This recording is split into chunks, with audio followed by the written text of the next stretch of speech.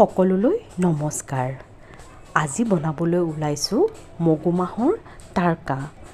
ইয়াৰ বাবে মই কুকাৰটো গৰম হ'বলৈ দি তাতে তেল দিলোঁ আৰু এইফালে মগুখিনিও পানীৰ পৰা উঠাই থলোঁ। আৰু ইয়াত মই শুকান জলকীয়া তেজপাত দিলোঁ, দি পেলাই পিঁয়াজ, আদা, নহৰু আৰু বিলাহীৰ এটা পেষ্ট বনাই পেলাই সেইখিনি তেলত দি দিলোঁ আৰু সেইখিনি কিছু সময় ভাজি থাকিম।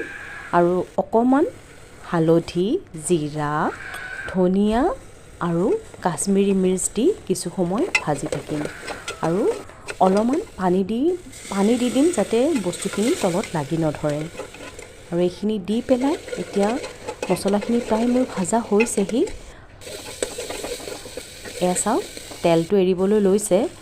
ইয়াতে মই এতিয়া মগু, আলু আৰু কেইপিচমান ৰঙালাও দি পেলাই এয়া নিমখ দিলোঁ। নিমখ দি এতিয়া 5 মিনিটমান সময় অকণকৈ পানী দি পেলাই ভাজি ল'ম। এয়া ভজা হৈছেহি আৰু এয়া পানী মই দি দিলোঁ। পানী দি পেলাই 10টামান চিটি মাৰিছোঁ, সৰু কুকাৰ যিহেতু। 10টামান চিটি মৰাৰ পিছত এয়া তাৰকা ৰেডি হৈ গ'ল। অলপমান গোটা হৈ আছে, অকণমান পানী দি পেলাই আৰু অকণমান সময় দিলোঁ আৰু এয়া শেষত ধনিয়া আৰু গৰম মছলা দি পেলাই ৰেডি কৰিলোঁ। আৰু এয়া ৰাতিপুৱাৰ ব্ৰেকফাষ্টত খাবলৈ আৰম্ভ কৰিছোঁৱেই দেই। বাকী আৰু কেনেকুৱা হৈছে জনাবচোন।